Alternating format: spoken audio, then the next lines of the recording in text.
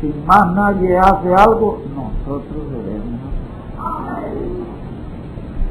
Así que no vamos a detener nada. La obra misionera tiene que seguir adelante. Enviando los misioneros que tenemos que enviar, yendo a los lugares que tenemos que ir, llevando la carga que tenemos que llevar y pagando los excesos que tengamos que pagar. Si tenemos que pagar excesos para llevarle el material a los hermanos en Colombia, paguémoslo con gozo.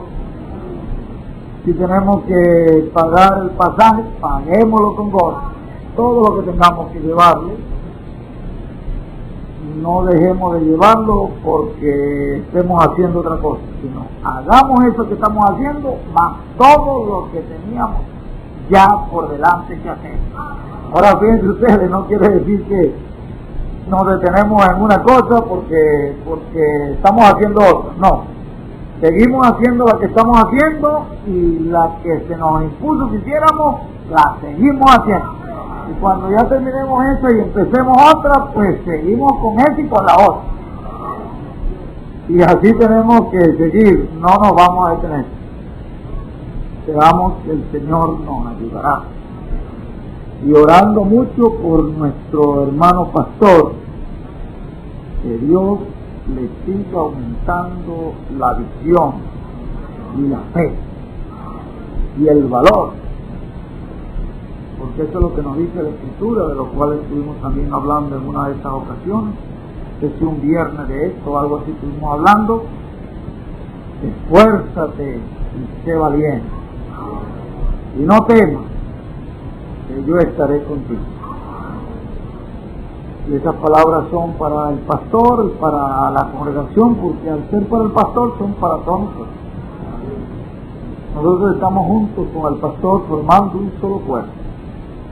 Delante de Dios el pastor es como la cabeza de la congregación. Y delante de Dios el pastor es como el ángel por el cual él le habla a la congregación. La visión del pastor es la visión de la congregación. La fe del pastor es la fe de la congregación. El hermano Branham dice, un pueblo nunca podrá estar por encima de lo que es un pastor. Eso no es solamente hablando no es hablando de jerarquía, del pastor como jerarquía, sino del pastor en el rango espiritual. Como es su pastor, así será el pueblo. Nosotros tenemos que hacer como hizo el pueblo de Israel con Moisés, tratar de mantenerle los brazos siempre en alto. Y ya en lo humano se le cansaba el brazo a Moisés. Humanamente se le cansaba porque era un ser humano, ¿no? Y el pastor también es un ser humano. Entonces le cansaba el brazo y aquel profeta lo bajaba. Eso era un símbolo. Eso no era porque sencillamente ahí estaba Dios representando una figura y un símbolo grandísimo.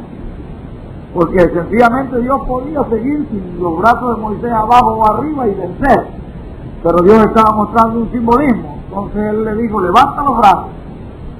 Mientras que tus brazos estén levantados, yo estaré, el pueblo de Israel estará avanzando y venciendo. Entonces Moisés los levantó. Y la batalla no es cuestión de unos 5 minutos ni de 10 minutos, sino una batalla se emprende y no se sabe cuánto tiempo puede durar. Y eran todos los amalecitas, que eran los guerreros más sanguinarios, más temerarios, con los cuales Israel luchó.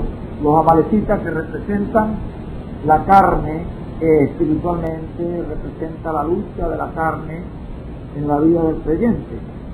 Entonces es una lucha que la tenían más cerca que siempre los amalecitas eran los que estaban más cerca. Y esa es en el creyente la lucha que tiene más cerca siempre es la lucha de su propia carne. Ahora allí encontramos que él levantaba los brazos y él hizo todo lo posible por mantenerlos el más tiempo posible. Pero de repente, humanamente, se cansó y como humano los bajó para descansar un poquito. Cuando los bajó para descansar un poco, el amalecista comenzó a avanzar y el pueblo de Israel comenzó a caer Y los que estaban observando la batalla desde la montaña, en la parte alta de la montaña, se dieron cuenta que Israel comenzó a caer en la batalla. Y se dieron cuenta que el secreto estaba en esa simple palabra que Dios le había dicho a Moisés: levanta tu brazo. Entonces vinieron hombres y le metieron la mano a Moisés. Cuando Moisés se dio cuenta de eso, volvió a levantar sus brazos. Sabía que tenía que tener los brazos así. Entonces, siendo de que no podía mantenerlos arriba porque en lo humano no se podía, entonces vino uno y le agarró el brazo por acá. Pues si no se puede, aquí estamos nosotros para ayudar. Y otro hermano lo agarró por acá. Que siga la batalla hasta que el pueblo de Dios obtenga la victoria. Entonces Moisés se quedó así, los hermanos le ayudaron para que los brazos estuvieran en alto hasta que la batalla terminó. Y el pueblo de Israel venció y el amalecita tuvo que huir. Bueno, fíjense ustedes que todo eso es un símbolo. Es un ser humano. Y nosotros tenemos que considerar que es un ser humano, pero que es un ser humano que tiene una responsabilidad grande de parte del Señor y que Dios le ha concedido una bendición y necesitamos respaldarlo todito.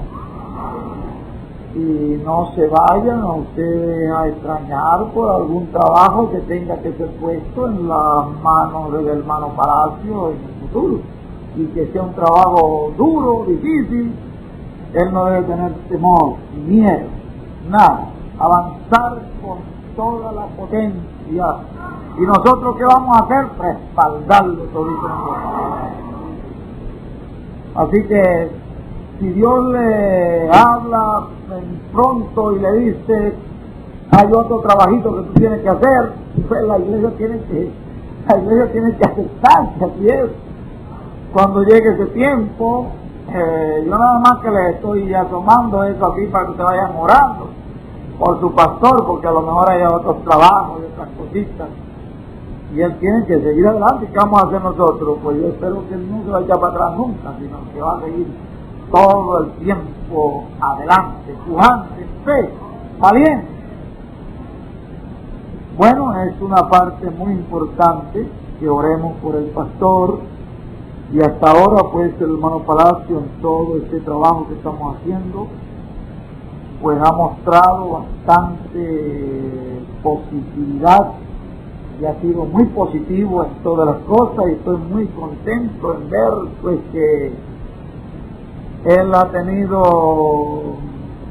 un entendimiento sobre lo que estamos haciendo, y digamos también ha tenido fe, sin tener una explicación por qué estamos haciendo esto y nada. Yo no le explico nada, yo no hablo con el hermano Palacio de explicación, nada. Si él cree, pues que muestre que sea un creyente, y la iglesia tendrá la misma visión y la misma fe. Estamos muy agradecidos por cada hermano que nos ha ido ayudando. Verdaderamente yo sé que todos nos están ayudando. Los que yo veo allí personalmente, en forma física, porque han podido ir, pues es una bendición, porque sin ellos no podríamos hacer nada. Pero los que no veo, pues también los veo en el espíritu, porque si sé que no están allí, sabiendo de que hay una obra tan grande que hacer, y no están allí físicamente, pues estarán haciendo alguna labor que también será para que los que estén allí puedan continuar. Ustedes me estarán entendiendo a lo que yo me estoy refiriendo, porque unos están físicamente, han podido sacar ese tiempo para estar, y están trabajando con ánimo, en negocio, en ver el gozo, el ánimo que tienen, y por ello hemos podido hacer mucho. Pero también hay otros que no están, pero están trabajando también, en donde ellos pueden rendir más para poder estar de otra manera, de la otra manera que se les dice. Porque imagínense, hermano Palacio, cómo podría él, ¿qué se podría hacer? Sí hemos tenido que comprar bloques, hemos tenido que comprar tantas cosas, cabillas, se ha tenido que hacer tantas cosas, hemos tenido la cooperación, por supuesto, de una parte del cemento, de parte del hermano Jairo de allá de San Felipe. Esa es la única ayuda que hemos tenido externa, de afuera. Todo lo demás lo hemos hecho desde acá mismo. Una ayudita que nos ha dado el hermano Pedro Contreras con un cemento y el hermano Jairo, que ha estado también cooperando con algún cemento y su camión para cargar las cosas. Y esa es toda la ayuda. Lo demás, todo ha sido un esfuerzo de nosotros acá. Y esto es una gran bendición. Entonces, los que han estado presentes físicamente han sido una gran bendición para nosotros. Y los que no han estado presentes físicamente, pero han tenido que estar presentes en su trabajo para podernos ayudar, Dios les bendiga también. Entonces, de una manera y de otra, todos han estado presentes. Y eso es una gran bendición. Eso por lo menos nos habla de que podemos emprender algo grande. No podemos emprender algo grande, Dios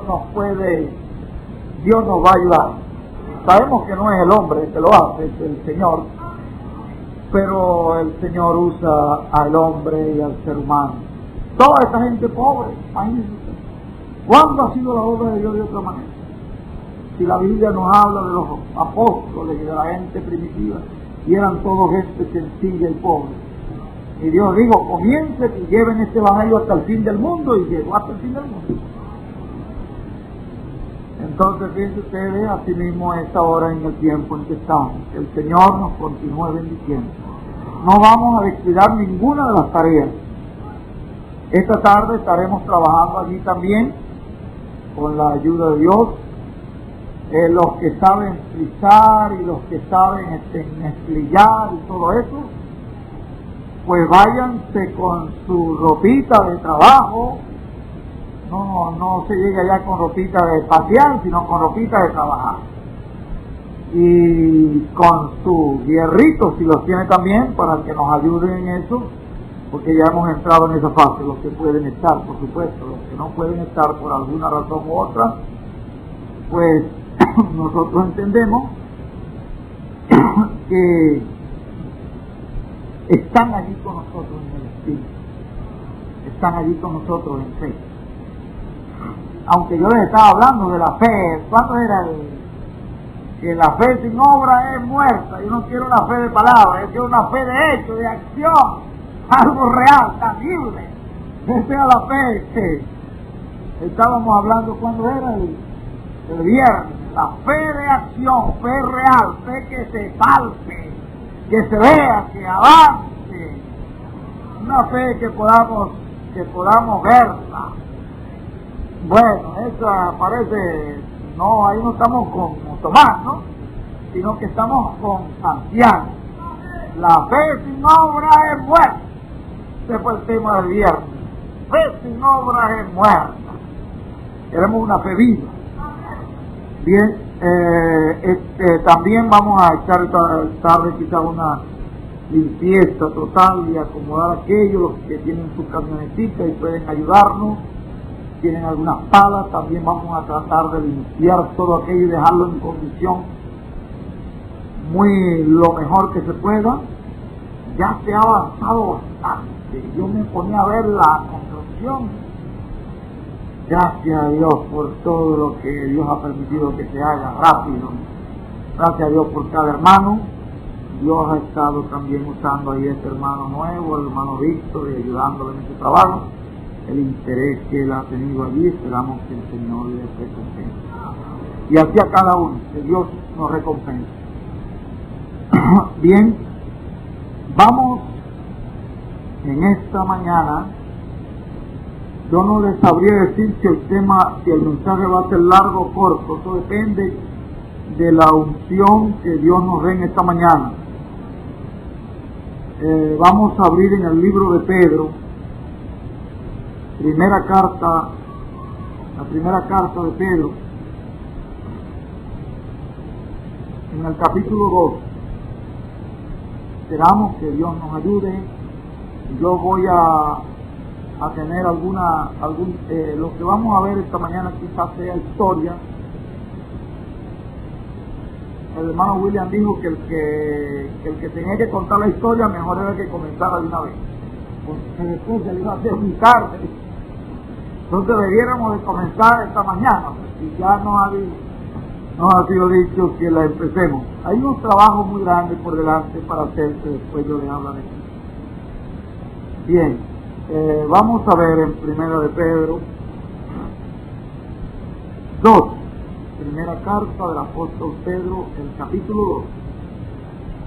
Dice: desechando pues toda malicia, todo engaño, hipocresía, envidia y todas las distracciones.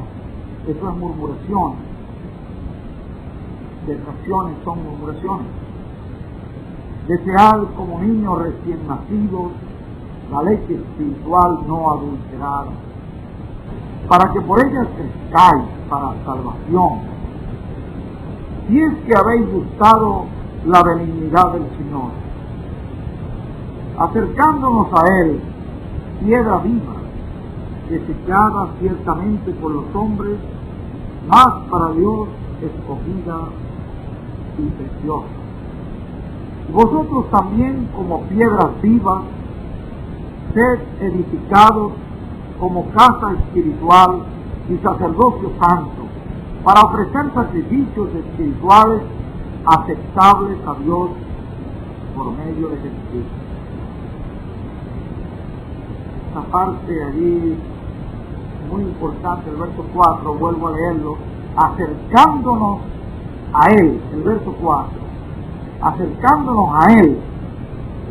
¿Y qué es Él? Una piedra viva, pero desechada por los hombres. Una piedra que ha sido ciertamente desechada por los hombres, pero para Dios es escogida y preciosa. Aunque para los hombres es una cosa desechada y errónea y que vale la pena que la expulsemos, para Dios es escogida porque Él fue el que la escogió. Y es preciosa porque Él hizo selección y Él la quiso hacer, y Él la llama preciosa elección. Vosotros también como piedras vivas, así que al unirnos a Él, a una piedra viva, es porque somos piedra viva también. Sed edificados como una casa espiritual, sacerdocio santo. Ese es un templo, es un cuerpo que tiene su cabeza y el resto del cuerpo. Sed edificado una casa espiritual, un sacerdocio santo, para ofrecer sacrificios espirituales aceptables a Dios por medio de Jesucristo. Por lo cual también contiene la Escritura: he aquí pongo en Sión la principal piedra del ángulo. ¿Qué nos dijo el hermano Graham que era Sión? Sión es la novia.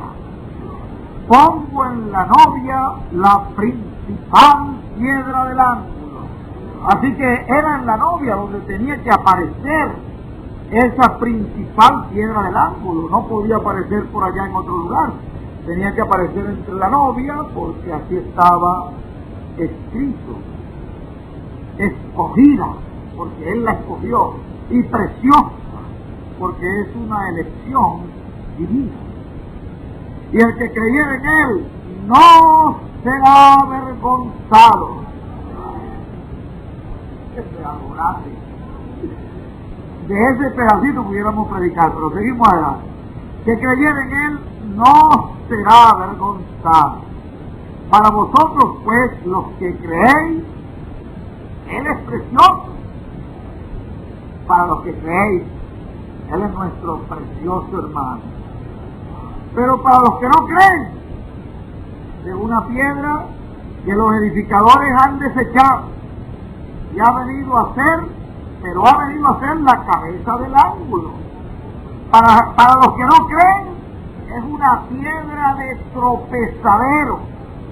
Para los que no creen, es una roca de escándalo, una roca que hace caer, porque tropiezan en la palabra, y la palabra se hace carne, ¿verdad?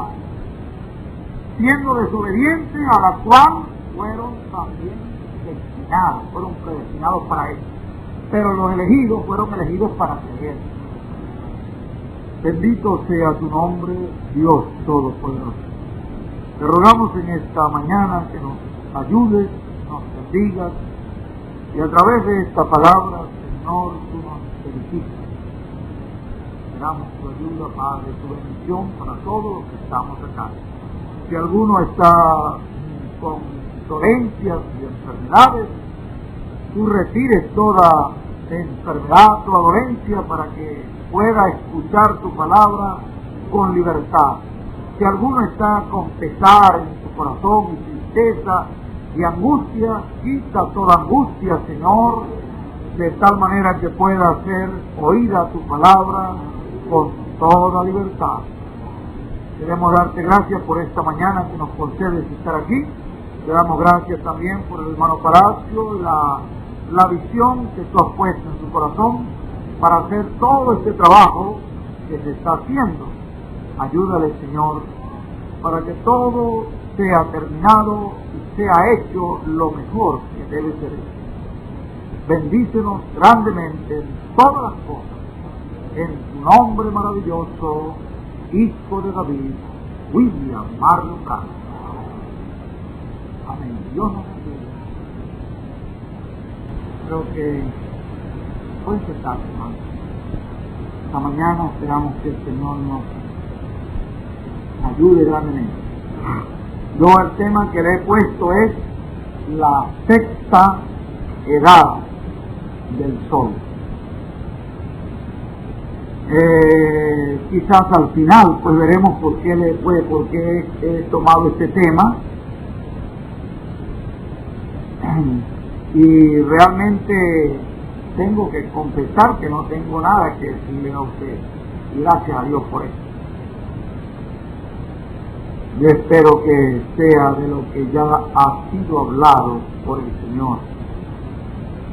Estaba oyendo un mensaje ayer del hermano William, tremendo mensaje.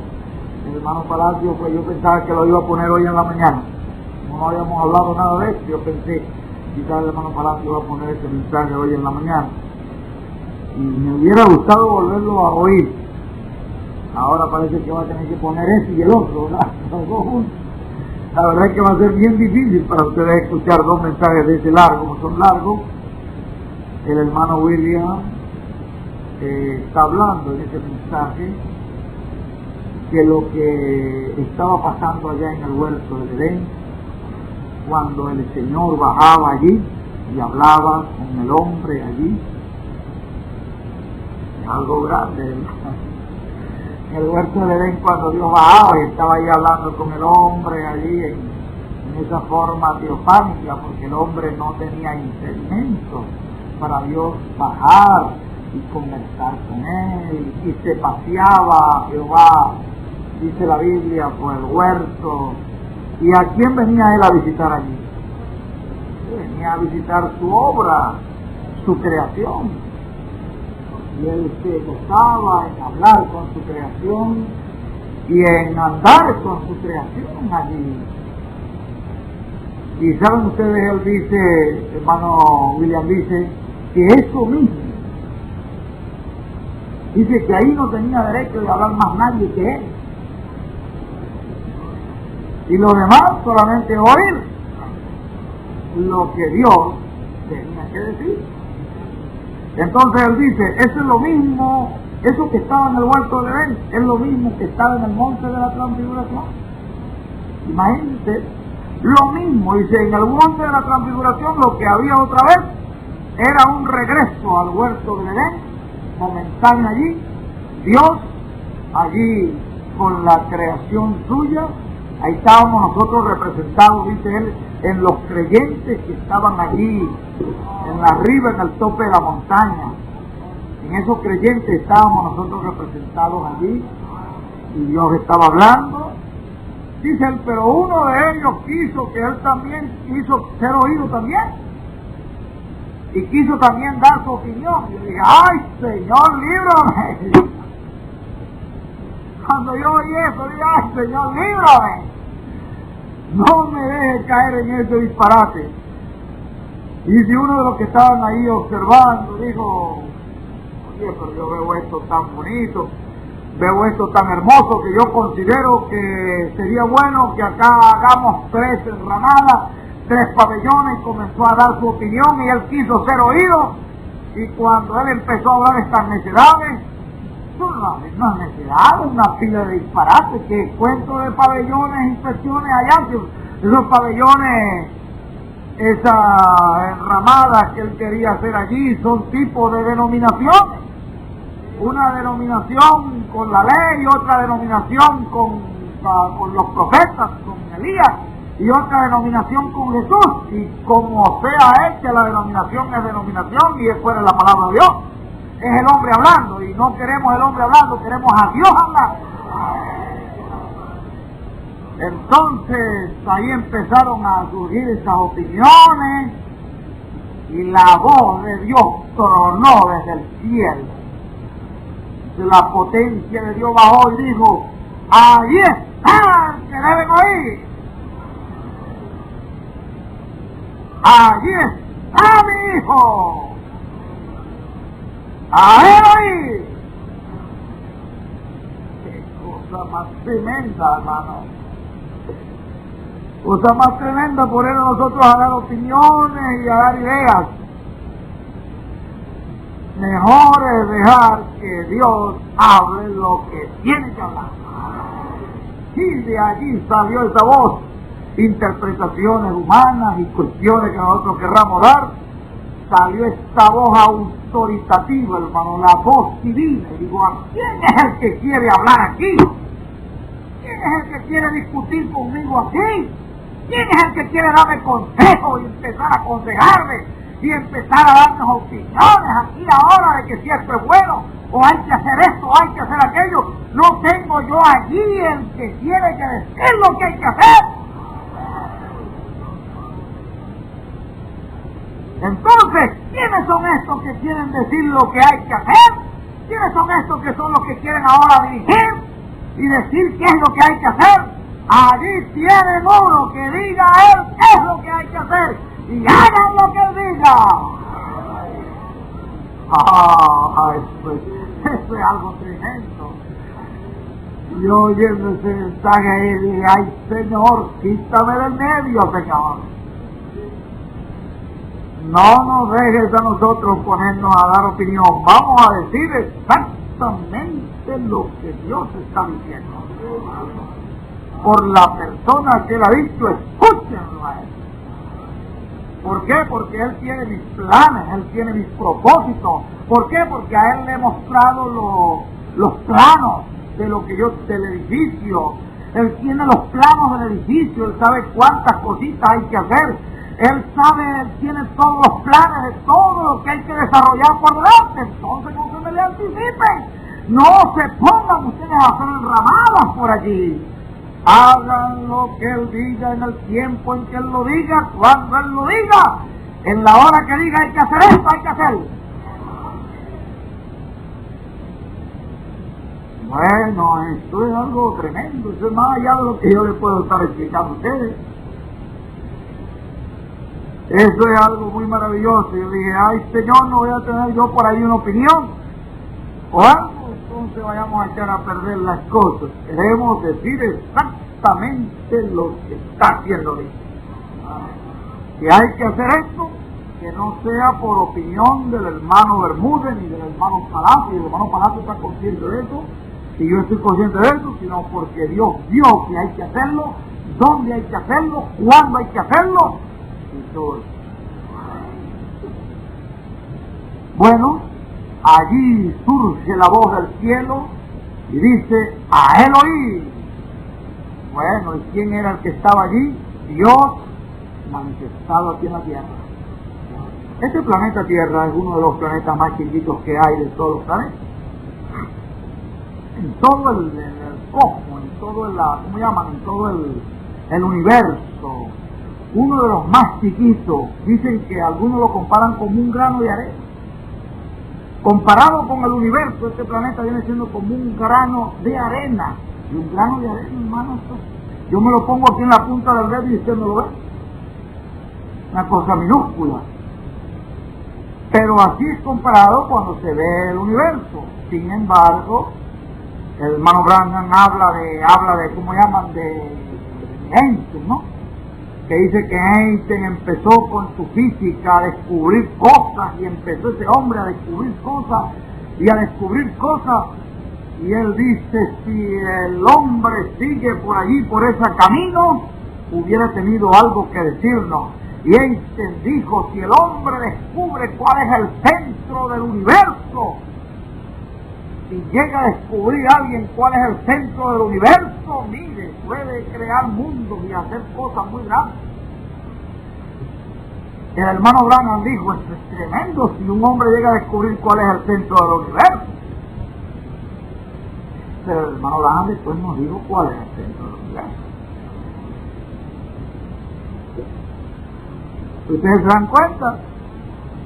Si usted está buscando la dimensión celestial, por allá en el mismo la sexta, unos 12 pies de aquí más o menos de alto está, 12 pies, y como 12 pies de alto está, certifica. Y cuando nos está hablando de la tierra en el mensaje del futuro hogar, nos dice que este es el centro del universo.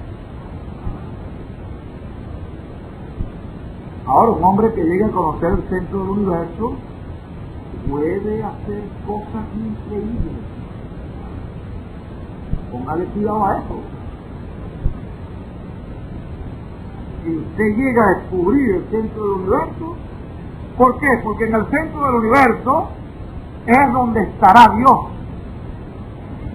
Dios no estará en otro. El centro del universo es el centro porque allí estará Dios.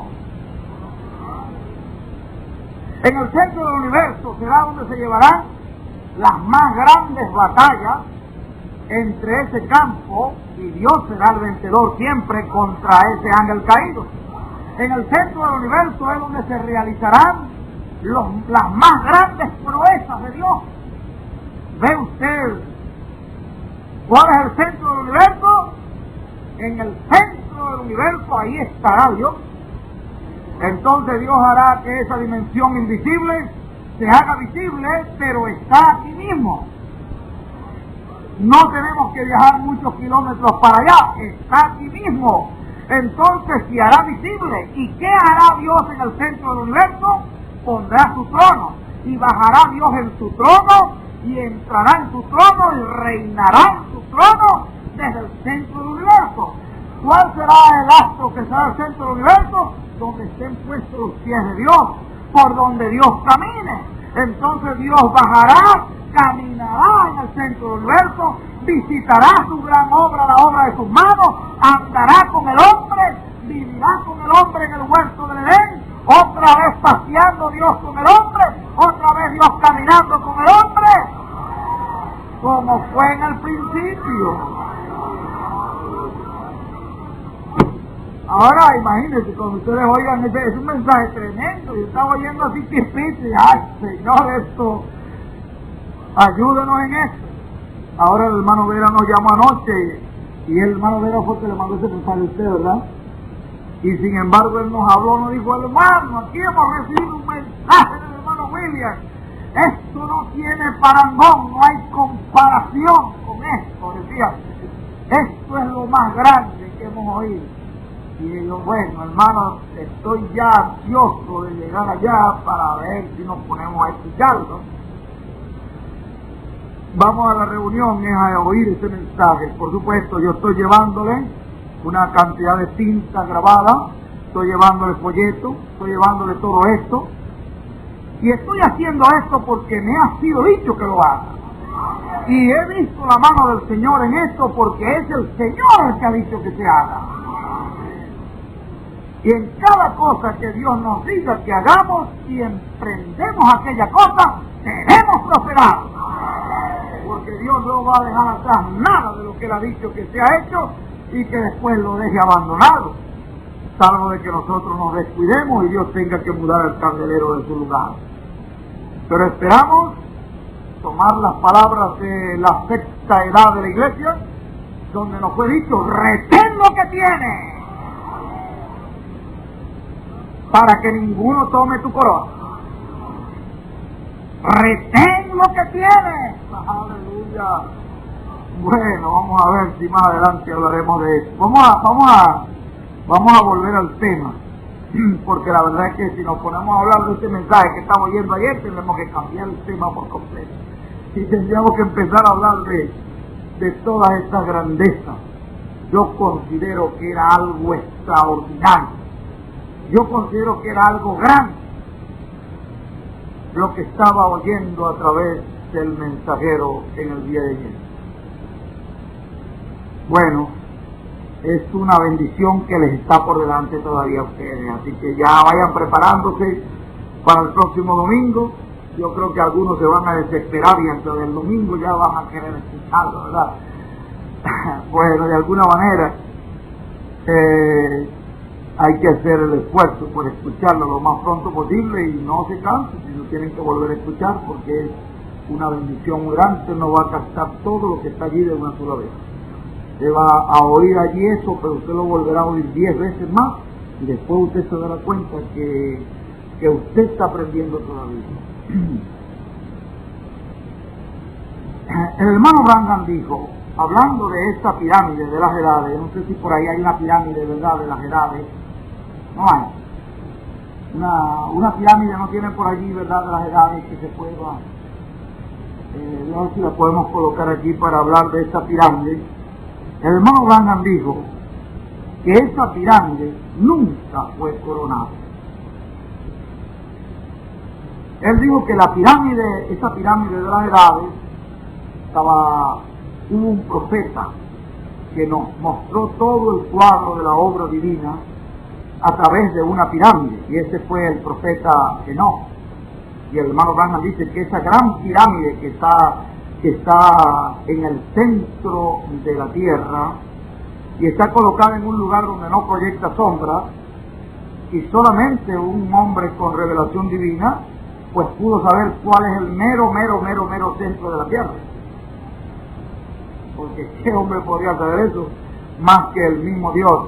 Y este hombre fue y colocó la pirámide en un sitio donde no le proyecta sombra a ninguna hora del día, ni al mediodía, ni a las 6 de la tarde, ni a las 6 de la mañana, porque está colocada en un lugar que solamente allí, en ese mero ombligo de la tierra, podía ser colocada de tal manera que pudiera producir ese efecto, porque las otras pirámides sí proyectan sombra y están cerca, no están muy distantes de la pirámide de Enoch. Esa pirámide es conocida en el mundo como la pirámide de Enoch y está en las tierras, en los desiertos de Egipto.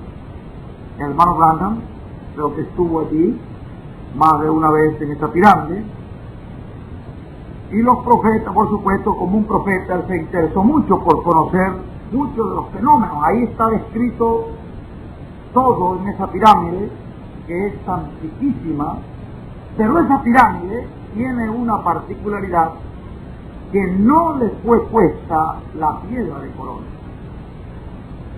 Y eso es una cosa bien tremenda. La piedra angular, la piedra de arriba, que sella la pirámide, dice el hermano Branham, no es que el tiempo la ha roído, es que nunca le fue colocada. Ahora,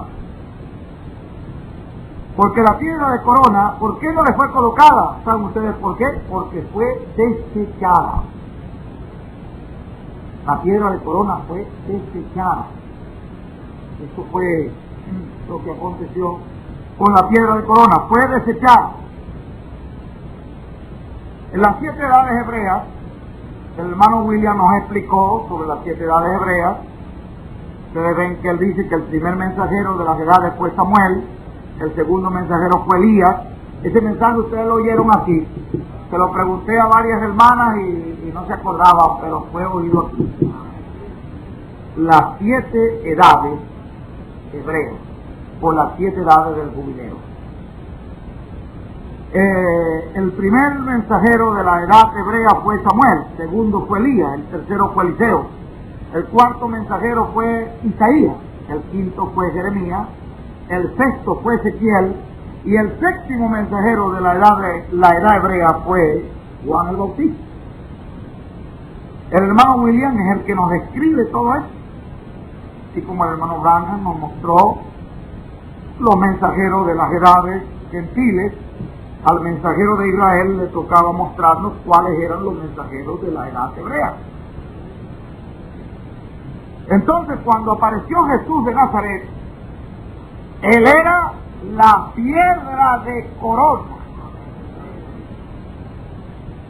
Él era la piedra que venía para sellar esa pirámide, para completar la pirámide.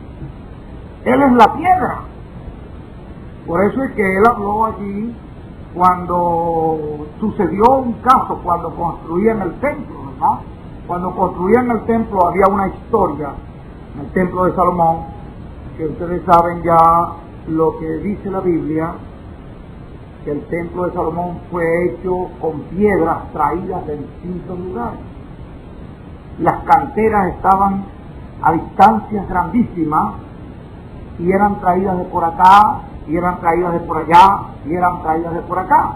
Y la persona que estaba dirigiendo esa obra era tan matemático, tan exacto, que fue una mentalidad sabia de parte de Dios, que no falló una sola piedra.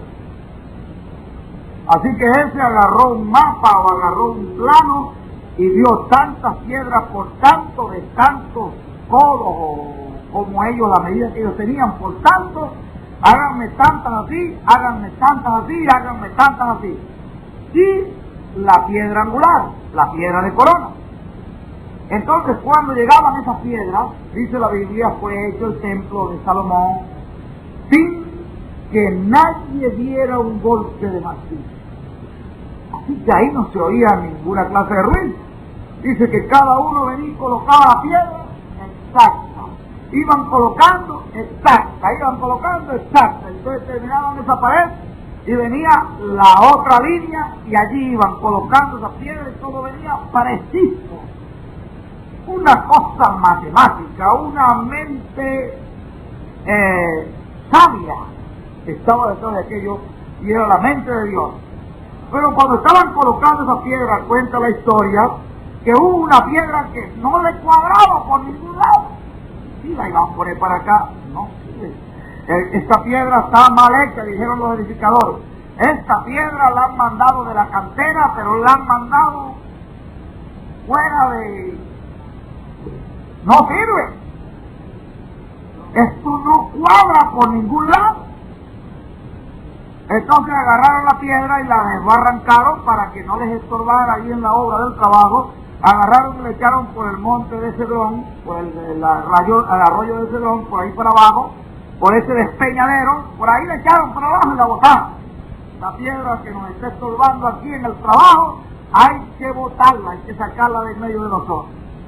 Pues, la botaron, la pobre piedra por allá, se quedó moza, le cayó agua, ahí le cayó de todo, ahí le cayó limo, ahí le caía polvo, ahí le caía tierra, ahí le echaban todo a la pobre piedra, y ella soportando y todo, pero cuando ya termina, esa es la historia del templo, cuando ya están terminando, falta una piedra, porque el hombre que estaba dirigiendo decía, no, él era el que tenía que mandar todas las piedras, y él sabía que no iba a faltar una, porque era un sabio.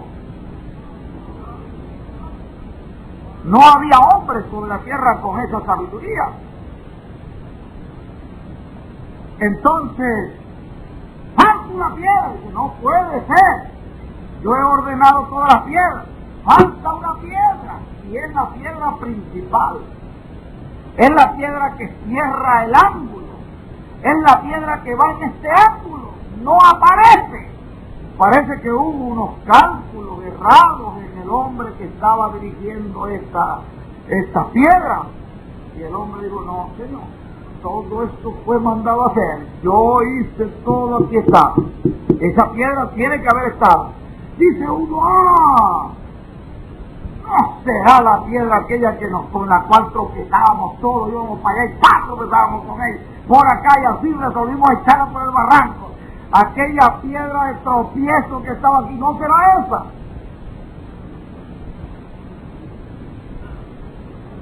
Vamos a buscar. Y se van a desenterrarla, hermano, porque esa piedra le habían echado polvo y pedazo de palo, le habían echado todo encima, todas las cosas que botaban. Casi le caía la pobre piedra. Y hay que limpiarla, y hay que rasparla, y hay que traerla, porque exactamente es la piedra. La piedra desechada. Y cuando llegó Jesús al templo, cuando él empieza a predicar, que se levanta y dice, tú eres samaritano y tienes demonio. Entonces se reunió el Sanedrín para ver qué era lo que este hombre predicaba, y examinan las doctrinas de este hombre y dicen, es un endemoniado, es una doctrina errónea, ¿está loco? Este es un loco. Entonces lo llamaron Belcebú, y él se para en el templo y le dice, la piedra, acuérdense que la piedra desechada por los edificadores llegó a ser cabeza del ángulo. Y dice, así quedó en la escritura, porque después de eso hicieron que eso fuera escrito en la escritura. El profeta Isaías lo escribió y dijo, y vino a ser la piedra desechada la cabeza del ángulo y la piedra principal en todo el edificio. Fíjense usted, lo escribió el profeta Isaías. Ahora, él les trae esa escritura a la mente y le dice, acuérdense que la piedra desechada por los edificadores ha venido a ser cabeza de ángulo, piedra de tropiezo, piedra de escándalo, roca en la cual han caído y caen, pero Dios la llama preciosa y piedra de honra. Oh, gloria a Dios. Hermano, la obra de Dios es tan maravillosa. Los hombres pueden reunirse y condenarnos que por en ellos. Entonces se reunieron los hombres grandes del pueblo, se reunieron como llaman los intelectuales, los hombres que tenían algún valor dentro de la colectividad, los hombres que tenían algún grado, los hombres que habían estudiado en algún lugar para poder saber qué opinión, qué se saca, qué se hace. Y cuando estaban juntos todos, dijeron, bueno, vayan y sáquenlo de la cárcel y traigan. Cuando el alguacil llegó a la cárcel, no consigue nadie. Entonces regresan para acá y dicen, bueno, la cárcel tiene toda su seguridad. Están todos los candados puestos, los guardias que dejamos allí, ahí estaban toditos en su lugar, pero adentro no había nada. Y nosotros no entendemos eso.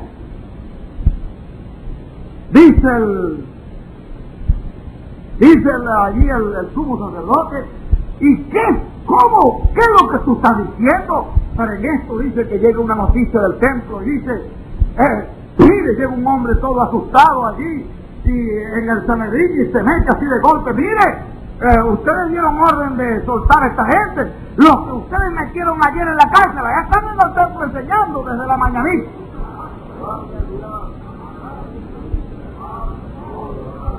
Ahora fíjense ustedes, yo les quiero mostrar algo aquí. Y lo que les quiero mostrar a ustedes aquí es que aunque las gentes de algún valor intelectual y de algún conocimiento sobre esta tierra y el gobierno y las religiones y los líderes se opusieran, el cielo estaba a favor de esa obra. Dios mandó un ángel y sacó a esos pescadores, esos labriegos que estaban allí, esos ignorantes, y les dijo, vayan al templo y continúen la labor. Esto no se puede detener. Continúen la obra ahí en el templo. Así que la obra puede ser que todos los hombres vengan en contra, puede ser que los hombres de algún valor que aparezca por el periódico escribiendo, o que aparezca por las radios, o aparezca por las televisiones, o el gobierno, o hombres importantes de la colectividad, se junten para buscar qué podrán hacer. Sin embargo, no importa que todos los hombres se junten, el asunto es que el cielo esté de acuerdo con ese plan. El cielo estaba respaldando. Los hombres estaban en contra, pero Dios mandó un ángel del cielo. Y un ángel estaba a favor, y el cielo estaba a favor, y Dios estaba a favor.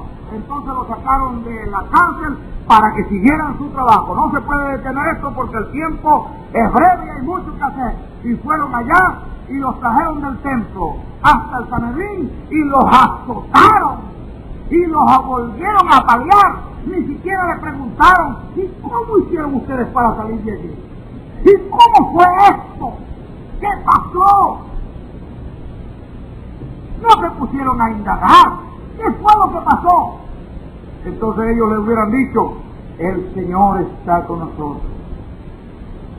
El Señor está de parte de nosotros. Ellos hubieran dicho: esto fue un ángel de Dios. Pero nada. Los agarraron, los apalearon, los agolpearon, para que no hablen más en ese nombre. Así que se van ahora sabiendo que la próxima vez le vamos a dar doble. ¿Qué hora va a ser? Bueno, salió Pedro todo acobardado de ahí. No, salieron los apóstoles ahí llorando y quejándose que yo hubiera sabido que iba a tener tanta lucha, hermano, no me hubiera metido en esto. No salieron así. Ellos salieron afuera, dando gloria a Dios. Se volteó Pedro y le dijo: es menester obedecerle a Dios antes que a ustedes. Juzguen ustedes mismos. Ustedes que son hombres sabios y entendidos, juzguen las palabras de este pescador. Es mejor obedecer a Dios o a los hombres o a Dios. ¿A quién es mejor obedecer? Ellos no quisieron darle ninguna contestación, pero Pedro le dio la contestación. Le dijo: es menester obedecerle a Dios antes que a los hombres.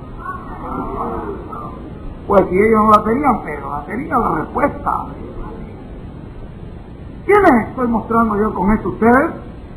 Que cuando Dios emprende una obra, Él no está mirando de que seamos hombres con muchas palabras, con buena palabrería, o como digamos con buena dicción, o con muy buena pronunciación, sino que Él lo que está mirando es una obra que Él ha dicho que la va a hacer. Llegó el tiempo de hacerla, está en la escena la persona con la cual va a hacer, y llama a sus hijos y le dice: vayan y háganla.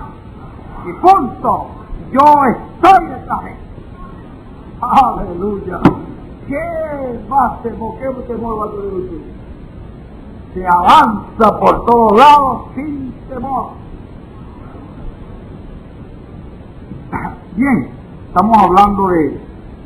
Siempre nos salimos de este tema, pero vamos a volver al tema. Estamos hablando de la sexta edad del sol. Bueno, primeramente estamos hablando aquí de cómo ellos no quisieron darle ningún lugar al Señor Jesús en su sinagoga. Le consideraron como un ignorante, uno que no sabía hablar sino el idioma del vulgo, no había estudiado en ningún seminario, no tenía derecho a enseñar porque no era un teólogo, no había sido un rabino que había estudiado en alguna de las escuelas conocidas de aquella época. Entonces, cuando Dios comenzó a poner al lado de Jesús a aquella gente sencilla, ellos se llenaron de celo. Entonces fue cuando ellos empezaron a luchar en contra y a llamarlo fanático, a llamarlo endemoniado, a llamarlo loco. Ahí fue donde lo rechazaron hasta que lo llevaron a la muerte. Sin embargo, él era el fundamento de aquella obra porque Él es el principio y el fin. Él es el mismo principio. Él es el mismo que estuvo en Moisés para poner el fundamento de Moisés. Él fue el mismo que estuvo ahí en Moisés, porque ese era Cristo. No era Moisés el hombre, era Dios. El Dios de los cielos y de la tierra. El Creador que bajó de la séptima dimensión, que estaba muy cerca por acá, y bajó de esa dimensión y entró en un hombre y caminó sobre la tierra. Era el Creador, y entonces puso el fundamento de la ley, y ahora estábamos acá ante ese fundamento, y ellos están delante de la misma persona que puso el fundamento. Están delante de la misma columna de fuego que les guió por el pueblo, al pueblo de Israel en el desierto. Era la misma columna de fuego. Así que esta misma columna de fuego que guió a Israel estaba ahí en un cuerpo de carne humana. Era la misma Shequina que ellos honraban allá en el lugar santísimo, que ahora estaba metida en un cuerpo llamado Jesús de Nazaret. Y ahí estaba la misma columna de fuego de la cual ellos hablaban tanto y a la cual ellos tanto honraban. Ahí estaba la misma Shequina, la gloria de Dios de la cual ellos hablaban en el templo y veneraban tanto.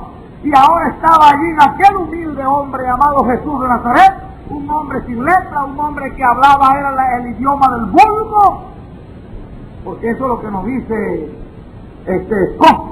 El problema que tuvieron para traducir las escrituras es que ellos empezaron a traducir la Biblia en el idioma hebreo, ¿cómo llaman en el hebreo?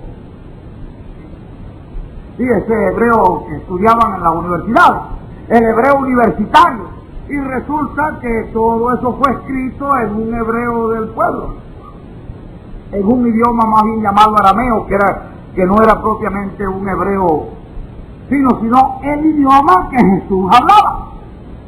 Y Jesús a lo mejor las palabras que eran con él, y a lo mejor las decía con él, y las que eran con él, a lo mejor las decía con él, en vez en cuando diría amón, diría il, diría venir, y diría todas estas cosas. Entonces dice que los traductores cuando empezaron a traducir esto, dijeron, oiga, pero ¿esto qué es?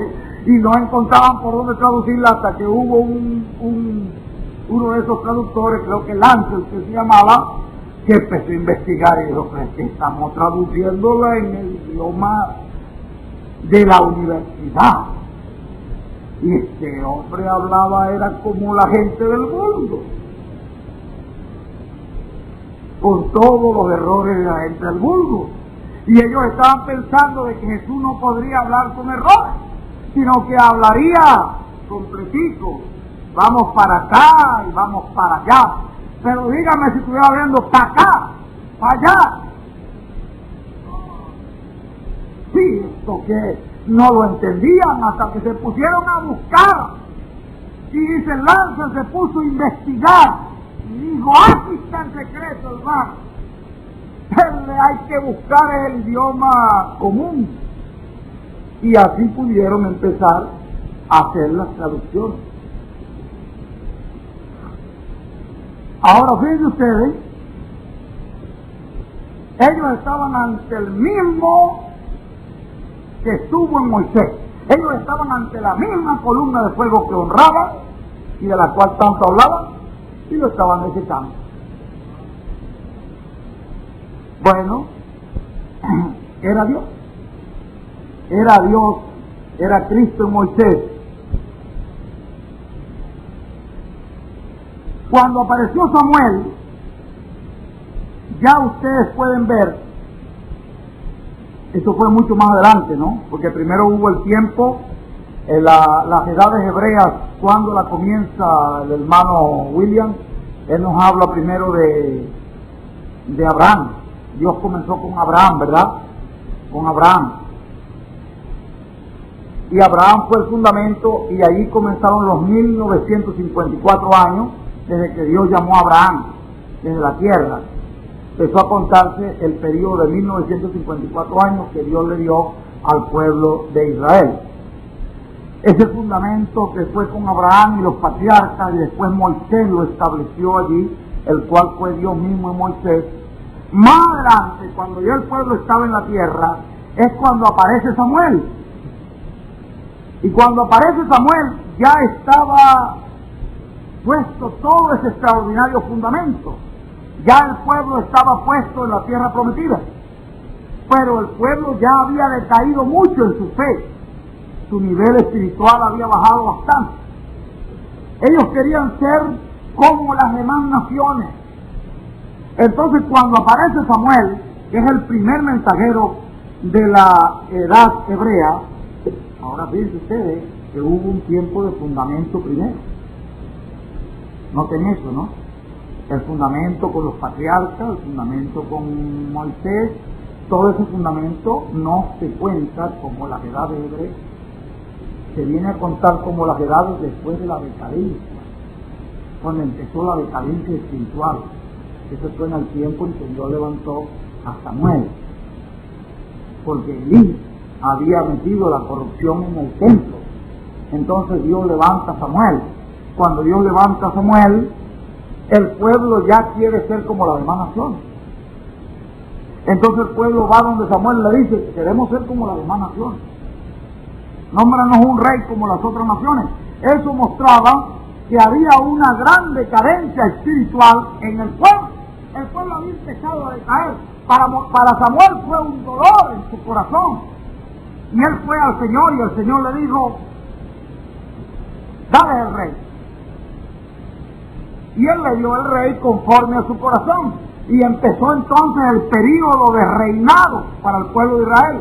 Pero cuando aparece Elías, que es el segundo mensajero de las edades hebreas, se había corrompido el reino de tal manera, y se había corrompido Israel de tal manera, que el que estaba en el reino era un hombre llamado Acab, casado con una pagana que se llamaba Jezabel, la cual había introducido en el pueblo de Israel una religión pagana, la religión de Baal y la religión de Acera. Y esto es lo que nos dice la Biblia. Entonces, cuando aparece Elías en la escena, el segundo mensajero, o el segundo en la segunda edad, el pueblo ya tenía una decadencia extrema en ese tiempo. Ya recorren otras edades más adelante, y cuando aparece el séptimo mensajero de la edad hebrea, pues el séptimo mensajero lo que consigue es una generación de víboras. Eso es lo que consigue. Ya cuando llega el séptimo mensajero, que va pasando de edad a edad, las edades van decayendo y van decayendo y van decayendo, hasta el punto que cuando el séptimo mensajero, que es Juan el Bautista, se aparece en la escena, ¿qué consigue en la religión hebrea? Una generación de víboras, árboles sin fruto, dignos de ser cortados. Entonces, ¿qué hacen ellos? Cuando él presenta la piedra de corona, cuando él muestra que la piedra de corona es el Mesías y que es un hombre que estará en medio de ellos, uno de los hermanos, toman ese hombre, lo llaman endemoniado, lo llaman loco, lo llaman Belcebú, agarran esa piedra y la echan a rodar por un barranco. Estoy hablando de figura porque en una ocasión quisieron hasta despeñarlo por un barranco, ¿verdad? Dice que llegó una sinagoga y lo iban a agarrar para despeñarlo por un barranco, y vino el Señor y se les fue dentro de ellos, se les corrió. Pero todavía no es mi hora. Pero después lo agarraron. La piedra desechada de los edificadores. ¿Por qué es que esa pirámide no fue coronada? Porque ellos desecharon la piedra de corona. Esa es la razón por la cual la pirámide no fue coronada. Pero entonces él deja esa pirámide allí y pone un nuevo fundamento. Pone el fundamento para una nueva pirámide, que es la pirámide entre las edades. Muy bien. Pues un día de esto, un día de esto, Vamos a tener que pintar la otra pirámide para que ustedes conozcan las dos pirámides. La pirámide hebrea es de la cual estamos hablando ahora, y la pirámide hebrea tiene como primer mensajero, tenía aquí como primer mensajero a Samuel. El segundo mensajero fue, en las edades hebreas, Elías. El tercer mensajero, ¿quién fue? Eliseo. El cuarto mensajero, ¿quién fue? Isaías. El quinto mensajero, Jeremías. El sexto mensajero, Ezequiel. ¿Y quién era el séptimo mensajero? Juan el Bautista, el cual era el precursor de la primera venida de Cristo. Juan el Bautista fue el tercer Elías. Era el precursor, vino con el ministerio de Elías, pero fue desechado. Pero cuando Juan el Bautista llega, ¿qué consigue en las edades hebreas?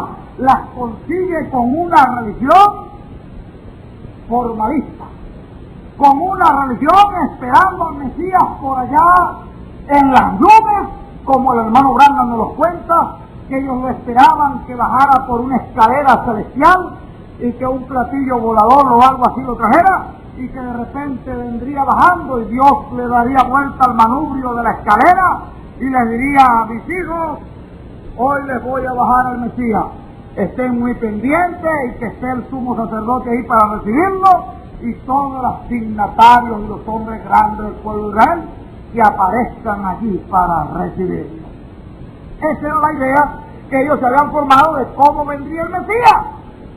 Pero viene y si aparece por allá en un estado de Dios, un niño que crece, que después tiene necesidad y tiene que trabajar para comer, y trabaja para poderse mantener, y trabaja un trabajo tan sencillo, tan rústico. No era uno de los trabajos intelectuales, sino un trabajo de carpintería. Y que después entonces aparece por allá uno que era como un loco para ellos, porque era un tipo que no se había limpiado los dientes nunca en su vida. Lo que el hermano Branham dice, todo despeinado, y todo aquel hombre viene del desierto y comienza a predicar, y cuando tenía la hora de comer iba a agarrar unas langostas y se las comía y se chupaba unos panales de miel, y es un loco.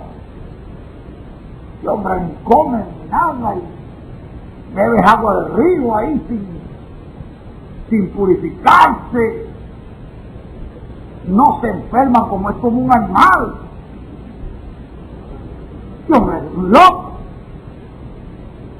Pero resulta que era el más grande de los profetas que habían pisado la tierra. Era lo más grande, el profeta, que jamás había puesto sus pies sobre la tierra. Y ahí estaba. Y la predicación de él no se congraciaba con nadie.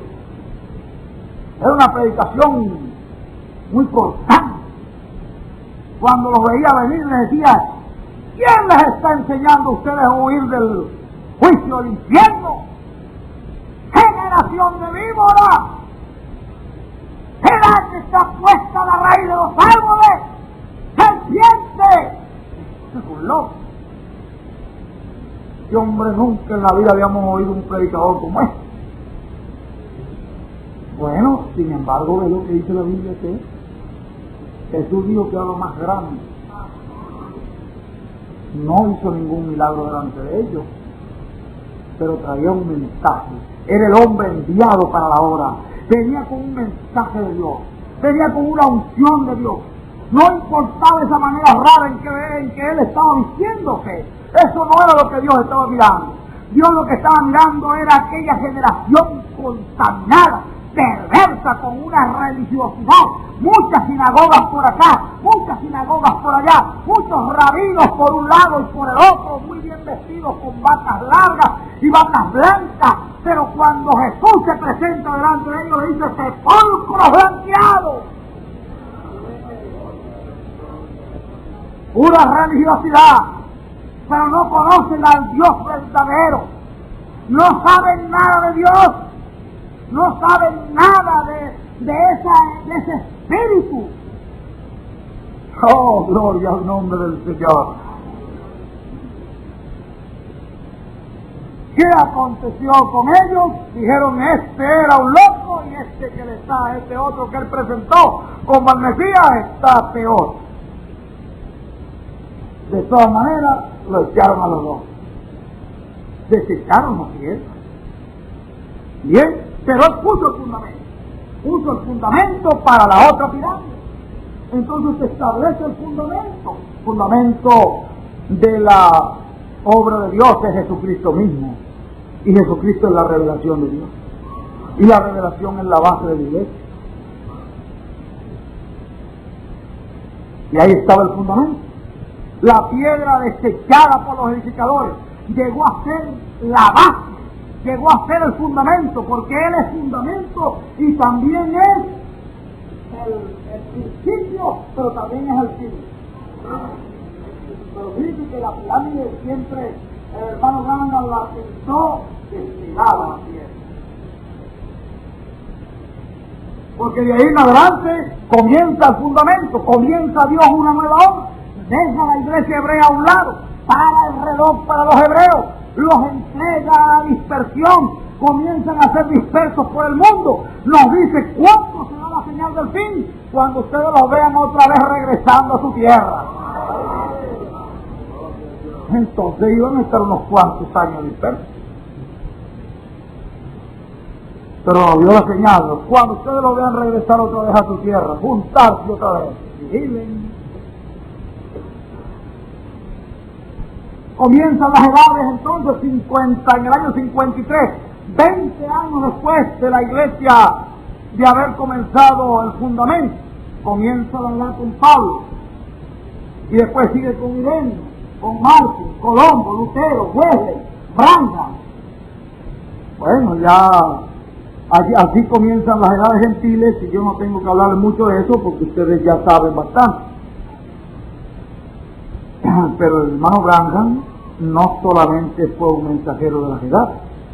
El hermano Branham no era un reformador.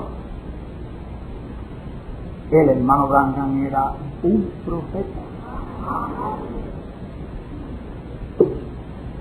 Y a él le fue encargado de parte de Dios precursar la segunda venida del Señor. Esta mañana estamos en historia hasta que lleguemos a donde yo quiero llegar. Estamos entrando en historia. El hermano William dijo que iba a tener que contar esa historia. Tengo que buscar todos esos datos de la historia para poderla dar exactamente, ¿verdad? Su mensaje preparó al pueblo para poder recibir al Señor en su segunda venida, porque cuando aparece el hermano Branham, consigue lo mismo que encontró Juan el Bautista. Una religión formal, un montón de iglesias evangélicas peleando las unas con las otras, unas llamándose de un nombre, otros de otro nombre, los pentecostales divididos en 200 y tantas, dice que 260 creo, sectas pentecostales, nada más, las puros pentecostales, 260 sectas, y las otras completaban unas 969 sectas en la época del hermano Branham. Ya ahorita pasa. De los pentecostales debe haber unas 400 o más. Porque él decía, si la iglesia pentecostal, si pudiésemos durar unos 50 años más, la iglesia pentecostal sería mucho peor que la iglesia católica. Es decir, que la posesión de espíritus que habría allí, religiosos y de espíritus de toda clase, en medio de esa iglesia sería tan asombrosa que más valdría la pena tener un espíritu de religión nada más católico y no una centenar de espíritus de distintas clases. El hermano Branham dice, 50 años más y la iglesia pentecostal llegaría a ser peor. Ahora fíjense usted, ¿qué consigue el hermano Branham? Lo mismo que encontró Juan. Una religiosidad, pero sin ningún conocimiento divino, puras religiones, puras iglesias. Por eso él las llamó, un nombre bien tremendo, ¿no? Él las llamó morgue. Y usted sabe lo que es una morgue. Ay, mi hermano, es una cosa bien dura. La morgue es a donde se guardan todos los cadáveres. Un lugar de depósito de cadáveres. Cuando se para este precursor y comienza a llamar a las iglesias pentecostales morgue, cuando todo el mundo considera que es la iglesia más avivada que hay en Estados Unidos, que bailan y que todo, que aquello, y viene esto y lo llaman morgue, depósito de cadáveres. Y de los pentecostales, si nosotros somos un depósito de cadáveres, ¿cómo serán las demás iglesias? Entonces imagínense ustedes, si este hombre nos considera a nosotros como depósito de cadáveres, ¿cómo serán las demás iglesias? Pero aquí fue que lo señaló, y no era él, era Dios. Dios en él, mostrando la condición religiosa que había sobre el mundo sin ningún conocimiento de Dios. Un grupo de gente convencidas intelectualmente, con convencimientos intelectuales, agrupados en números, en nombres por aquí, nombres por allá. ¿Y cómo los llamó el hermano Branham? Nombres de blasfemia. Los nombres denominacionales, los llamó nombres de blasfemia. ¿Y cómo llamó el hermano Branham a la iglesia pentecostal? El Edén de Satanás.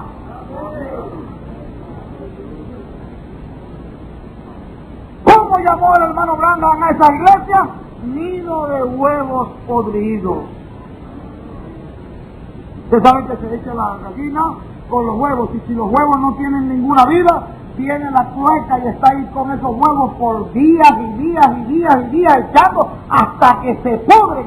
Esto fue lo que él consideró las iglesias pentecostales y las iglesias denominacionales. Miradas de huevos podridos. ¿Cómo los llamó? Los llamó también, sí, también en una parte los llama así, y los llama también híbridos, mulas, buitres también. Entonces, cuando un hombre se para con un mensaje, no viene congraciándose con nadie, viene diciendo lo que es la verdad de Dios, viene mostrando que lo que hay en Estados Unidos es un grupo de religiosos, ven una visión y lo que ve son una cantidad de mujeres desnudas diciendo que son las iglesias del Señor, y el que las iba guiando era una bruja. Entonces, cuando este hombre se para y dice, esta es la condición de esta iglesia, un grupo de religiosos muertos, sin vida, sin un conocimiento de Dios, donde Dios no ha hecho nada, donde Dios no ha obrado, donde el Espíritu de Dios no ha puesto ningún engendro, donde Dios no ha puesto todavía esa simiente vida. ¿Qué es esto? Un amor. ¿Ve usted? Dijeron, este es un endemoniado. Le dijeron, este es un endemoniado. Le dijeron que era un loco. Bueno, en el mensaje de la estatura de un hombre perfecto, el hermano Branham habla de la manera de los Estados Unidos, donde aparece un dólar y el dibujo de la pirámide, el dibujo, sí, sí,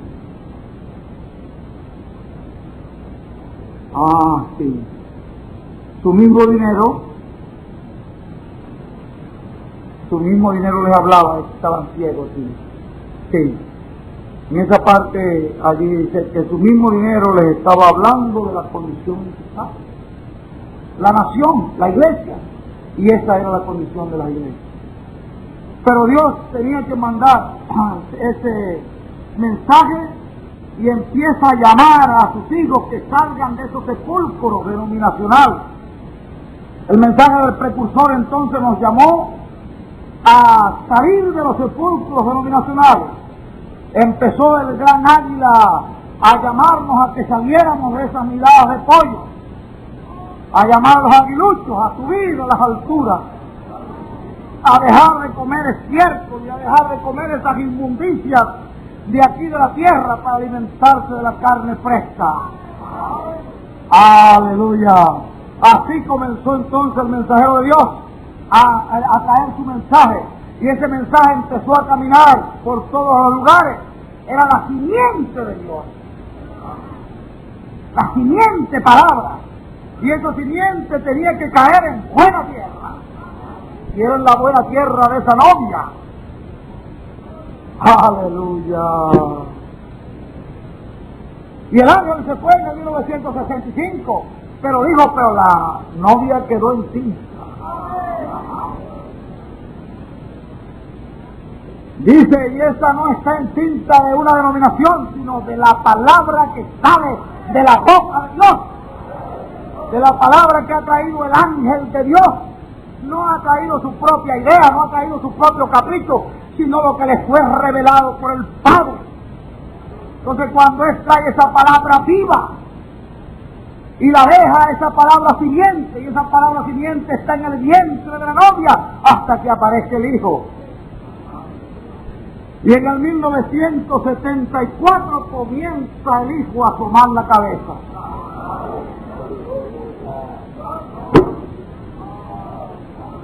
Y detrás de la cabeza del Hijo empieza a aparecer el cuerpo, parte por parte, los hombros, y ahí va el cuerpo apareciendo hasta que el Hijo está en pie para empezar una caminata por la América entera.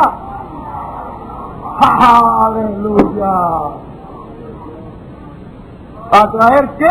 Traer liberación a los que están atados en las denominaciones. ¿A traer qué? A traer vida a los que están en los sepulcros denominacionales. ¿A traer qué? A traer el llamado de Dios, no a traer su propia palabra, sino a traer la palabra de la cabeza. Y la cabeza del cuerpo siempre es Cristo. La cabeza del cuerpo es Jesucristo mismo. La piedra angular. ¡Aleluya! Entonces, ¿qué aparece? La piedra de corona. La piedra de corona que las edades de la iglesia han desechado. Es la que aparece, y en el noviembre del 1977, el hermano William visita a la nación americana. ¿Ve usted? Y el hermano Branham dijo que Jesucristo iba a estar allí en ese tiempo, antes de terminar el 1977. Entonces estuvimos comenzando unos cultos en noviembre de 1977 en Phoenix, donde el hermano Branham llamó Jericó, porque la Biblia dice que de Jericó él bajó a Jerusalén, y el hermano Branham venía de Phoenix cuando un fiscal lo detuvo y le dijo: señor, ¿de dónde usted viene? Dijo: de Jericó. El fiscal de tránsito, que no entendía que este era un profeta ni sabía nada de eso, dijo: ¿cómo que de Jericó? ¿Y hacia dónde va entonces? Hacia Jerusalén. Dijeron: siga, señor, sí. El fiscal dijo: voy a perder tiempo con este loco aquí. Este hombre ahora dice que viene de Jericó, ahora va para Jerusalén. No, siga adelante. Yo no. ¿Qué comentaría él con el otro fiscal que estaba ahí? Que ahí me encontré con uno que viene de Jericó, va para Jerusalén. Pero esto fue la forma como no era él, no era el hermano Branham, fue el Espíritu de Dios. Entonces el hermano William empieza por Jericó, y allí llegamos al lugar, vamos a las iglesias. Ninguna iglesia quiere cooperar con el hermano William. No importa, dice él, no importa. Busquemos un salón, alquilamos un salón. Se alquiló el salón de una escuela allí, en Jericó. Se le pasa invitación a todas las iglesias. Se le hace saca el hermano William por la prensa varios mensajes, sacó avisos durante todos los días que estuvimos allí anunciando los cultos en ese salón. Bueno, los ministros de algunos países, de algunas ciudades vinieron y otros llamaban por teléfono preguntando, porque justamente estaba para terminar el año 1977 y el mensaje que él ponía en el periódico era: asista a escuchar al mensajero, o no recuerdo ahorita exactamente las palabras que ellos ponían, pero era para oír lo que dijo el hermano Branham sobre el cumplimiento del año 1977 y sobre el regreso de Jesucristo a Israel.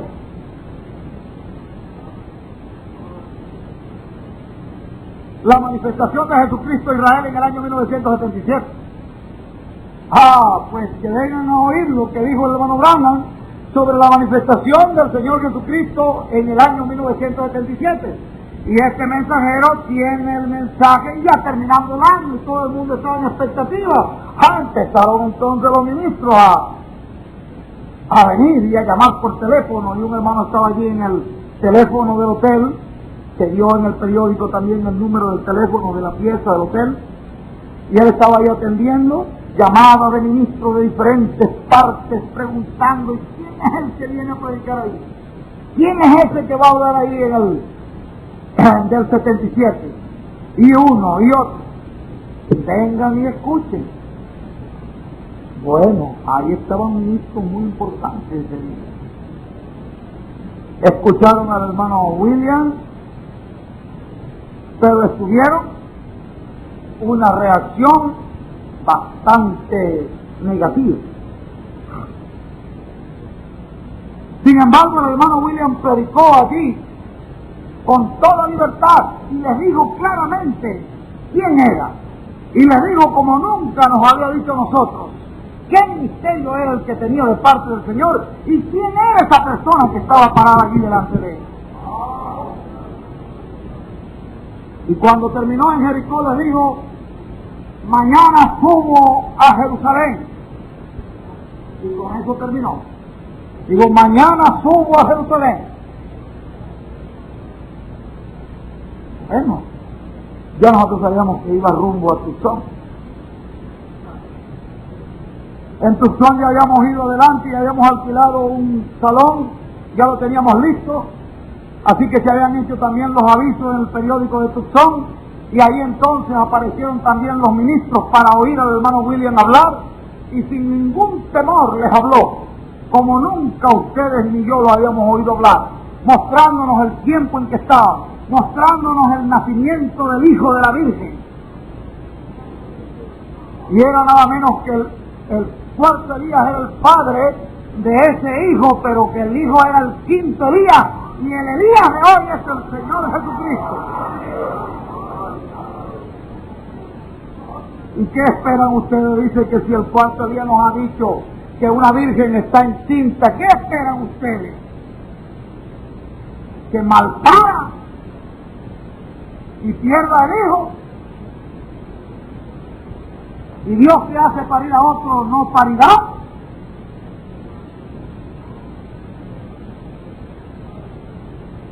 Le digo: ¿qué es lo que ustedes han esperado con las palabras de un profeta que ha dicho que una virgen queda encinta? Ustedes lo que tienen es que esperar el tiempo de la vida, y el tiempo de la vida son 9 meses.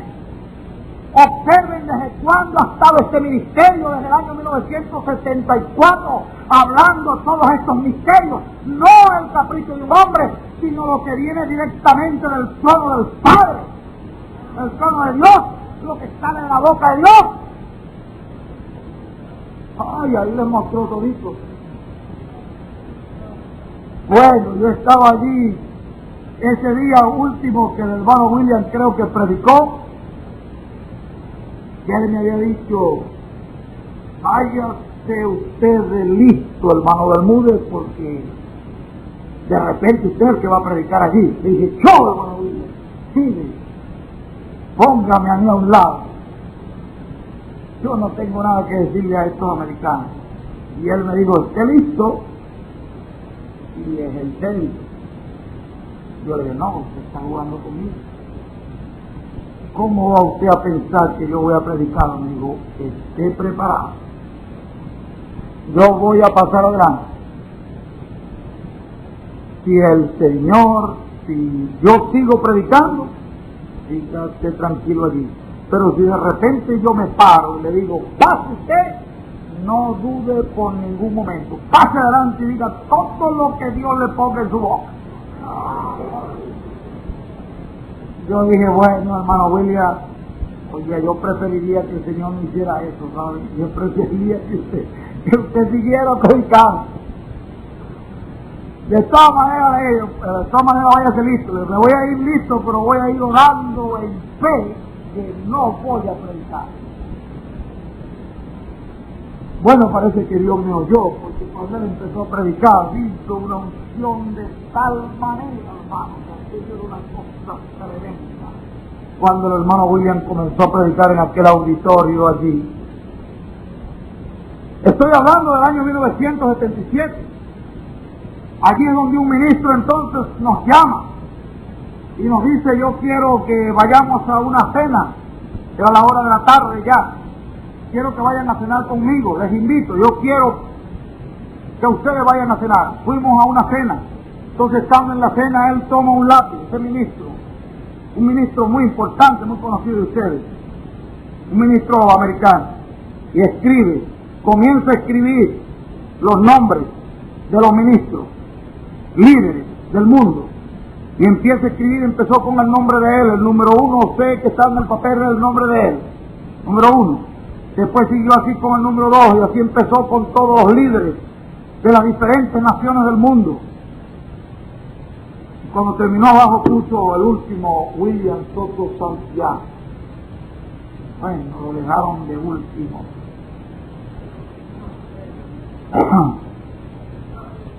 Y le dijo, estando ahí en la mesa reunido, le dijo, ¿sería usted capaz, si yo invito a todos estos ministros de las distintas partes del mundo para que tengan una reunión en mi iglesia?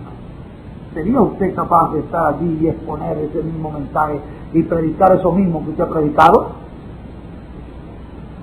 Él pensaba que estaba delante de un cobarde. Pensaba que el hermano William le iba a decir, mira, familia, yo no sé cómo será la cosa. Por aquí, por allá, y iba a empezar a, le dijo, hágalo. Haga la invitación a todos los ministros, y cuando la tenga me invita, y yo predicaré.